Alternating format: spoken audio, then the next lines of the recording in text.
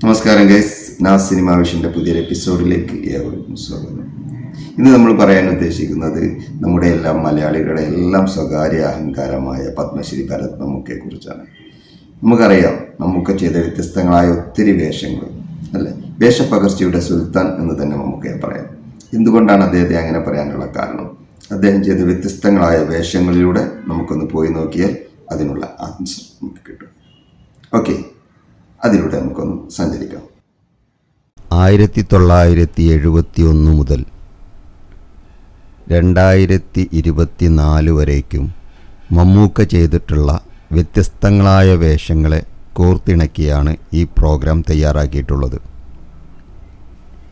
ഇതിൽ ആദ്യ എപ്പിസോഡിൽ 1971 മുതൽ 2000 ആണ്ട് വരേക്കും മമ്മൂക്ക ചെയ്തിട്ടുള്ള വ്യത്യസ്തങ്ങളായ വേഷങ്ങളെയാണ് കോർത്തിണക്കിയിട്ടുള്ളത്. 1971 KS സേതുമാധവൻ സംവിധാനം ചെയ്ത അനുഭവങ്ങൾ പാളിച്ചകൾ എന്ന ചിത്രത്തിൽ ചെറിയൊരു വേഷത്തിലൂടെയാണ് മമ്മൂട്ടിയുടെ തുടക്കം.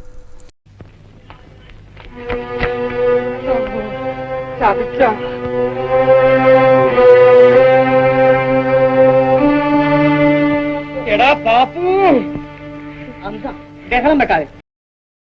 1973 K. നാരായണൻ സംവിധാനം ചെയ്ത കാലചക്രം, ഈ ചിത്രത്തിലും വളരെ ചെറിയ ഒരു വേഷത്തിലാണ് മമ്മൂട്ടി എത്തിയത്.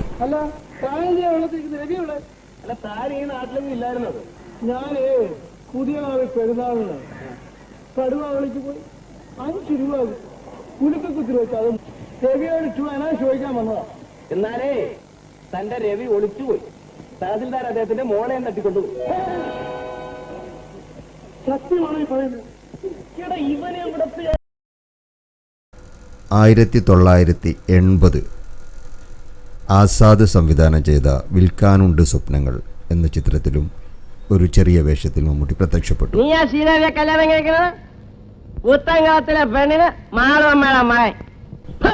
തുടർന്ന് 1980 തന്നെ KG ജോർജിന്റെ മേള എന്ന ചിത്രത്തിൽ നായകന് തുല്യമായ ഒരു കഥാപാത്രവുമായി മമ്മൂട്ടി രംഗത്ത് വന്നു. ആ കഥാപാത്രം വളരെ മികവുറ്റതായിരുന്നു. മരണക്കിണറിലെ ബൈക്ക് റേസറുടെ വേഷത്തിലെത്തി സിനിമയുടെ അവസാന ഭാഗം വരെ നിറഞ്ഞു നിൽക്കുന്ന കഥാപാത്രമായി മമ്മൂട്ടി അതിൽ ജീവിച്ചു.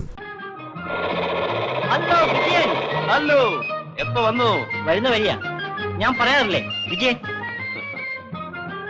ശാരദ കൂടുതൽ പരിചയപ്പെടുത്തണോ? വേണ്ട. പിന്നെ യാത്രയൊക്കെ സുഖമായിരുന്നോ? സുഖമായിരുന്നു. ആ വരട്ടെ. ശരി.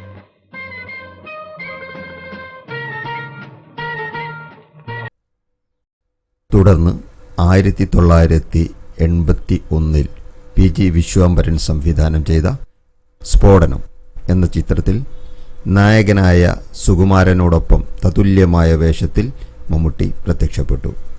ഈ ചിത്രത്തിൽ ഒരു കയർ തൊഴിലാളിയുടെ വേഷമായിരുന്നു മമ്മൂട്ടിക്ക്.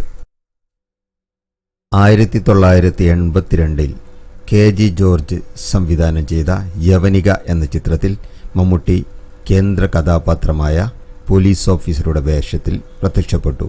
ഇത് വൻ വിജയമായിരുന്നു. 1984 IV ശശി സംവിധാനം ചെയ്ത അതിരാത്രം, ഈ ചിത്രത്തിലെ നായക കഥാപാത്രമായ അധോലോക നായകൻ താരാദാസ് മമ്മൂട്ടിയുടെ വേഷപ്പകർച്ചയിൽ ശക്തമായ ഒരു കഥാപാത്രം തന്നെയാണ്. 1985 പുറത്തിറങ്ങിയ ചിത്രമായിരുന്നു യാത്ര. ബാലു മഹേന്ദ്ര സംവിധാനം ചെയ്ത ഈ ചിത്രം മികച്ച ഗാനങ്ങളും കഥാസന്ദർഭങ്ങളും കൊണ്ട് സമൃദ്ധമായിരുന്നു. മമ്മൂട്ടി എന്ന അതുല്യ പ്രതിഭയുടെ പ്രതിഭ തെളിയിക്കുന്ന മികച്ച ചിത്രം തന്നെയായിരുന്നു യാത്ര. ഇതേ വർഷം തന്നെ പുറത്തിറങ്ങിയ ജോഷി സംവിധാനം ചെയ്ത നിറക്കൂട്ടി എന്ന ചിത്രത്തിൽ മമ്മൂട്ടി കരുത്തിട്ട ഒരു കഥാപാത്രത്തെയാണ് അവതരിപ്പിച്ചത്. യാത്രയും പ്രതികാരത്തിൻ്റെ കഥ പറയുന്ന നിറക്കൂട്ടും അക്കാലത്ത് സൂപ്പർ ഹിറ്റ് ചിത്രങ്ങളായിരുന്നു. 1985 പുറത്തിറങ്ങിയ ചിത്രമാണ് കാതോട് കാതോരം. കഥാസന്ദർഭങ്ങൾ കൊണ്ടും മനോഹരമായ ഗാനങ്ങൾ കൊണ്ടും സുന്ദരമാണ് ഈ ചിത്രം. ഈ ചിത്രത്തിലെ ഗാനങ്ങൾ അന്നും ഇന്നും സൂപ്പർ ഹിറ്റുകളാണ്. മറ്റൊരു നാട്ടിൽ പരദേശിയായി എത്തി ആ നാട്ടിലെ ക്രിസ്ത്യൻ പള്ളിയിലെ പ്രധാന ഗായകനായി മാറുന്ന ഒരു കഥാപാത്രത്തെയാണ് മമ്മൂക്ക ഈ ചിത്രത്തിൽ ഭംഗിയായിട്ട് അവതരിപ്പിച്ചിട്ടുള്ളത്. തുടർന്ന് മമ്മൂട്ടി വ്യത്യസ്തമായൊരു വേഷത്തിലെത്തിയത് IV ശശി തന്നെ സംവിധാനം ചെയ്ത ആവനാഴി എന്ന ചിത്രത്തിലൂടെയാണ്. 1986 റിലീസ് ചെയ്ത ഈ ചിത്രം മമ്മൂട്ടി ചെയ്ത പോലീസ് വേഷങ്ങളിൽ മികച്ചതാണ്. 86 തന്നെ പുറത്തിറങ്ങിയ മറ്റൊരു മനോഹര ചിത്രമാണ് കൊച്ചുതെമ്മാടി. വിൻസെന്റ് സംവിധാനം ചെയ്ത ഈ ചിത്രത്തിൽ ഒരു കൈ നഷ്ടപ്പെട്ട അധ്യാപകന്റെ വേഷത്തിൽ മമ്മൂക്ക നമ്മെ അത്ഭുതപ്പെടുത്തി.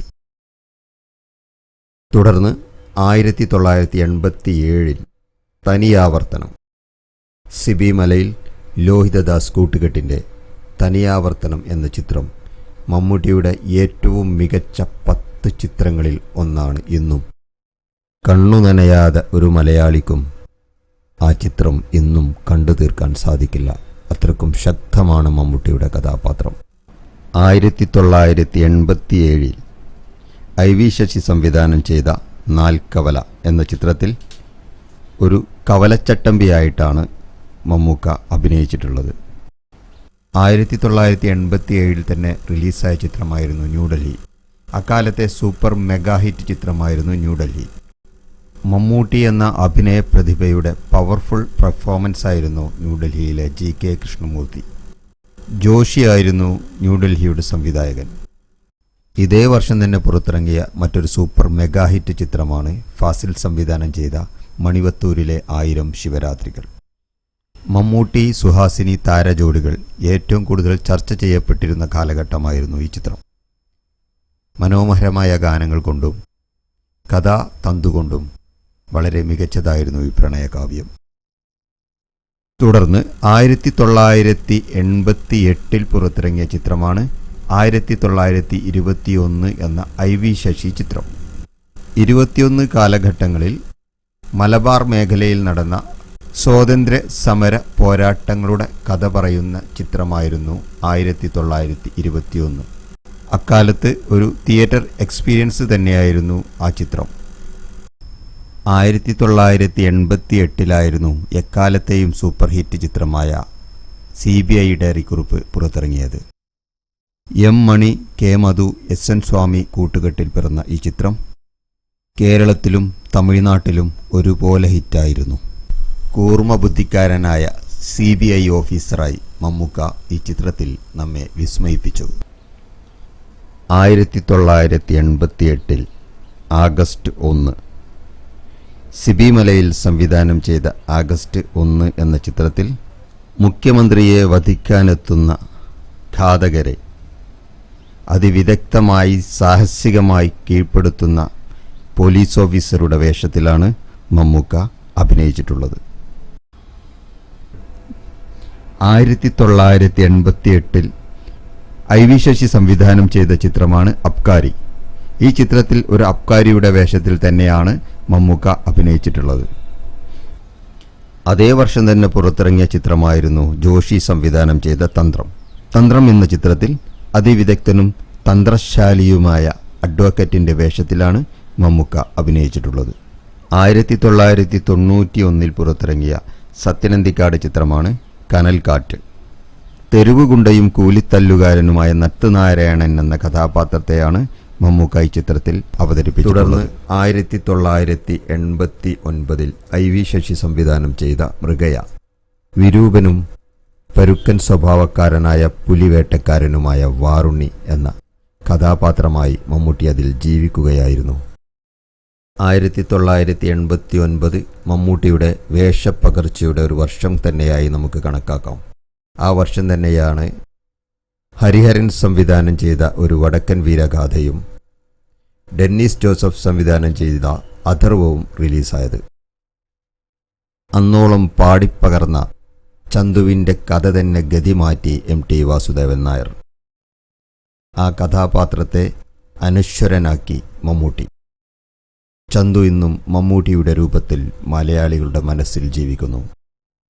MT വാസുദേവൻ നായർ എന്ന മലയാളത്തിൻ്റെ എക്കാലത്തെയും മികച്ച തിരക്കഥാകൃത്തിൻ്റെ രചനയും ഹരിഹരൻ എന്ന അതുല്യ പ്രതിഭയുടെ സംവിധാന ശൈലിയും ഈ ചിത്രത്തിന് ഒരു മുതൽക്കൂട്ടായിരുന്നു. ആ വർഷം തന്നെ പുറത്തിറങ്ങിയ അഥർവം മന്ത്രങ്ങളും കുതന്ത്രങ്ങളും ആഭിചാരക്രിയകളും കൊണ്ട് നിറഞ്ഞാടുന്ന കഥാപാത്രമായി മമ്മൂട്ടി ആ ചിത്രത്തിൽ. 1989 ലോഹിതദാസിന്റെ തിരക്കഥയിൽ ജോഷി സംവിധാനം ചെയ്ത ചിത്രമാണ് മഹായാനം.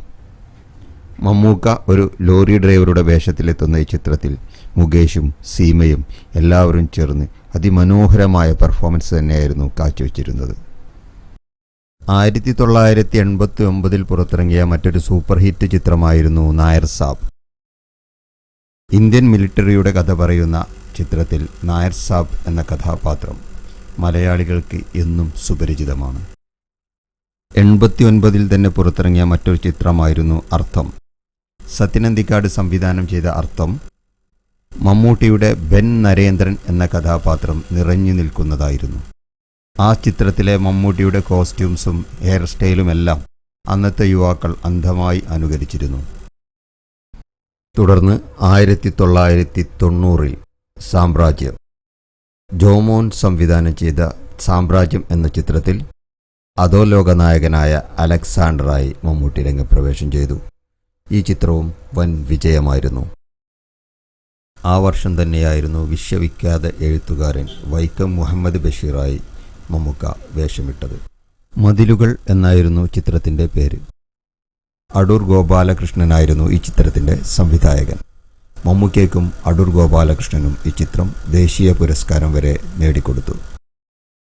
ഇതേ വർഷം തന്നെയായിരുന്നു ഭദ്രൻ സംവിധാനം ചെയ്ത അയ്യർ ദി ഗ്രേറ്റ് എന്ന ചിത്രം പുറത്തിറങ്ങിയത്. ഈ ചിത്രത്തിൽ പ്രവചനങ്ങൾ പിഴക്കാത്ത ഒരു അയ്യരുടെ വേഷത്തിൽ മമ്മൂട്ടി തിളങ്ങി. ഇതേ വർഷം തന്നെ പുറത്തിറങ്ങിയ 100% വ്യത്യസ്തമായൊരു ചിത്രമായിരുന്നു കളിക്കളം. വ്യത്യസ്തമായ വേഷങ്ങളിൽ വന്ന് ബാങ്ക് പോലുള്ള ധനകാര്യ സ്ഥാപനങ്ങൾ കൊള്ളയടിക്കുന്ന ഒരു കള്ളൻ്റെ വേഷമായിരുന്നു കളിക്കളത്തിൽ മമ്മൂട്ടിയുടേത്. തുടർന്ന് 1991 അമരം. മകളെയും കടലമ്മയെയും അളവറ്റ് സ്നേഹിക്കുന്ന ഒരു പൊന്നരയനായി മമ്മൂക്ക ഈ ചിത്രത്തിൽ ജീവിക്കുകയായിരുന്നു. മനോഹരമായ ഗാനങ്ങളും അഭിനയ മുഹൂർത്തങ്ങളും കൊണ്ട് സമ്പന്നമാണ് ഈ ചിത്രം. മുരളിയും KPSC ലളിതയും എല്ലാം മമ്മൂക്കയോടൊപ്പം ഈ ചിത്രത്തിൽ പകർന്നാടുകയായിരുന്നു. മലയാളത്തിലെ എക്കാലത്തെയും മികച്ച സംവിധായകരിൽ ഒരാളായ ഭരതനായിരുന്നു ഈ ചിത്രത്തിൻ്റെ സംവിധായകൻ. 1991 ബാലചന്ദ്രമേനോൻ സംവിധാനം ചെയ്ത ചിത്രമാണ് നയം വ്യക്തമാക്കുന്നു. ഈ ചിത്രത്തിൽ ഒരു സാധാരണ രാഷ്ട്രീയക്കാരനിൽ നിന്നും മന്ത്രിപദം വരെ എത്തുന്ന ഒരു സാധാരണ വ്യക്തിത്വത്തെയാണ് മമ്മൂക്ക അവതരിപ്പിച്ചിട്ടുള്ളത്. 1992 VG തമ്പി സംവിധാനം ചെയ്ത സൂര്യമാനസം. 6 വയസ്സുകാരൻ്റെ ബുദ്ധിയും 6 ആളുടെ ശക്തിയുമുള്ള പുട്ടുറുമീസ് എന്ന പുട്ട് ഏറ്റവും ഇഷ്ടപ്പെടുന്ന ഒരു കഥാപാത്രമായിട്ടാണ് മമ്മൂട്ടി ഈ ചിത്രത്തിൽ അഭിനയിച്ചത്. 1993 മമ്മൂട്ടി ആദ്യമായി ഒരു ഹിന്ദി ചിത്രത്തിൽ അഭിനയിക്കുന്നത്. ഇക്ബാൽ ദുറാനി സംവിധാനം ചെയ്ത ധർത്തി പുത്ര എന്ന ചിത്രമായിരുന്നു അത്. ഈ ചിത്രത്തിൽ ഒരു പോലീസ് ഓഫീസറുടെ വേഷത്തിലാണ് മമ്മൂക്ക തകർത്തഭിനയിച്ചത്. 1993 ഭരതൻ സംവിധാനം ചെയ്ത ചിത്രമാണ് പാഥേയം. ലോഹിതദാസിൻ്റെ മനോഹരമായ തിരക്കഥയും അതിമനോഹരമായ ഗാനങ്ങളും കൊണ്ട് സമൃദ്ധമായ പാഥേയത്തിൽ ഒരു പ്രശസ്തനായ കവിയുടെ വേഷത്തിലാണ് മമ്മൂക്ക അഭിനയിച്ചിട്ടുള്ളത്. 1993 പുറത്തിറങ്ങിയ ചിത്രമാണ് വാത്സല്യം. ലോഹിതദാസിൻ്റെ മനോഹരമായ തിരക്കഥയിൽ കൊച്ചിൻ ഹനീഫ സാറാണ് ഈ ചിത്രം സംവിധാനം ചെയ്തത്. ഒരു കുടുംബത്തിൻ്റെ ഭാരം മുഴുവൻ ചുമലിലേറ്റുന്ന വാത്സല്യവാനായ ഒരു ഗൃഹനാഥൻ്റെ വേഷത്തിലാണ് മമ്മൂക്ക ഈ ചിത്രത്തിൽ അഭിനയിച്ചത്. അഭിനയ മുഹൂർത്തങ്ങൾ കൊണ്ട് സമ്പന്നമാണ് വാത്സല്യം എന്ന മനോഹരമായ ചിത്രം. 1993 ഇറങ്ങിയ മറ്റൊരു വ്യത്യസ്തമായ ചിത്രമാണ് ജാക്ക് ബോട്ട്. ജോമോൻ സംവിധാനം ചെയ്ത ജാക്ക് ബോട്ടിൽ മമ്മൂക്ക ഒരു കുതിരപ്പന്തയക്കാരൻ്റെ വേഷത്തിലാണ് അഭിനയിച്ചിട്ടുള്ളത്. 93 തന്നെ പുറത്തിറങ്ങിയ മറ്റൊരു ചിത്രമാണ് ധ്രുവം. ജോഷിയായിരുന്നു ധ്രുവം എന്ന ചിത്രത്തിൻ്റെ സംവിധായകൻ. നരസിംഹ മന്നാടിയാർ എന്ന ശക്തനായ കഥാപാത്രമായി മമ്മൂട്ടി ചിത്രത്തിൽ തിളങ്ങി. മമ്മൂട്ടിയുടെ അനുജൻ്റെ വേഷത്തിൽ ജയറാമും മമ്മൂട്ടിയുടെ വിശ്വസ്തനായ അംഗരക്ഷകന്റെ വേഷത്തിൽ നടൻ വിക്രമും ഈ ചിത്രത്തിൽ മികച്ച കഥാപാത്രങ്ങൾ കൈകാര്യം ചെയ്തു. തുടർന്ന് 1994 അടൂർ ഗോപാലകൃഷ്ണൻ സംവിധാനം ചെയ്ത വിധേയൻ എന്ന ചിത്രത്തിൽ ഭാസ്കര പട്ടേലരായി മമ്മൂട്ടി ജീവിക്കുക തന്നെയായിരുന്നു. ഈ ചിത്രം മമ്മൂട്ടിക്കും അടൂർ ഗോപാലകൃഷ്ണനും നിരവധി പുരസ്കാരങ്ങൾ നേടിക്കൊടുത്തിട്ടുണ്ട്. ഈ വർഷം തന്നെയായിരുന്നു ഇതിൽ നിന്നും 100% വ്യത്യസ്തമായ പൊന്തന്മാട എന്ന ചിത്രം പുറത്തിറങ്ങിയത്. ഈ ചിത്രത്തിൻ്റെ സംവിധായകൻ TV ചന്ദ്രനായിരുന്നു. ഭാസ്കര പട്ടേലരും പൊന്തന്മാടയും മമ്മൂട്ടിയുടെ അഭിനയ ജീവിതത്തിലെ പ്രധാനപ്പെട്ട കഥാപാത്രങ്ങൾ തന്നെയാണ്. 1994 രവികുമാർ സംവിധാനം ചെയ്ത ചിത്രമാണ് സുഹൃതം. MT വാസുദേവൻ നായരുടെ ശക്തമായ തിരക്കഥയിൽ അണിയിച്ചൊരുക്കിയ സുഹൃതം എന്ന ചിത്രത്തിൽ ബ്ലഡ് ക്യാൻസർ ബാധിതനായി രോഗശയ്യയിൽ കിടന്ന് മനോബലം കൊണ്ടും ആത്മധൈര്യം കൊണ്ടും ജീവിതത്തിലേക്ക് തിരിച്ചു വരികയും പിന്നീട് ആത്മഹത്യ ചെയ്യുകയും ചെയ്യുന്ന ഒരു കഥാപാത്രമായിട്ടാണ് മമ്മൂക്ക അഭിനയിച്ചിട്ടുള്ളത്. 1995 കമൽ സാറിൻ്റെ സംവിധാനത്തിൽ പുറത്തിറങ്ങിയ മനോഹരമായ ചിത്രമാണ് മഴയെത്തും മുൻപേ. മമ്മൂക്കയും ശോഭനയും ആനിയും എല്ലാം ചേർന്ന് അതിമനോഹരമായി പെർഫോം ചെയ്ത ഈ ചിത്രം ഏതു മലയാളിക്കും മറക്കാൻ സാധിക്കില്ല.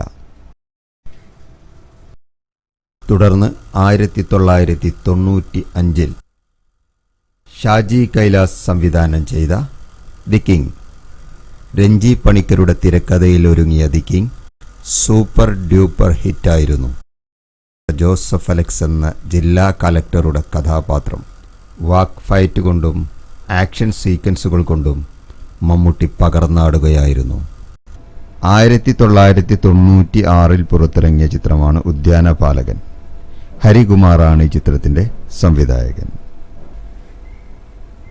സ്വന്തം വീട്ടുമുറ്റത്ത് ഒരു പൂന്തോട്ടം തന്നെ ഉണ്ടാക്കി അതിൽ നിന്ന് ഒരു പൂ പോലും ആർക്കും കൊടുക്കാൻ ഇഷ്ടമില്ലാത്ത ഒരു ഉദ്യാനപാലകൻ, ഒരു കാലിന് സ്വല്പം സ്വാധീനക്കുറവ് ഞൊണ്ടലുള്ള ഈ കഥാപാത്രം കർക്കശക്കാരനായ ഈ പച്ച മനുഷ്യൻ്റെ വേഷം മമ്മൂക്ക അതിമനോഹരമായി ചെയ്തിട്ടുണ്ട് ഈ ചിത്രത്തിൽ. 1997 പുറത്തിറങ്ങിയ ചിത്രമാണ് ഭൂതക്കണ്ണാടി.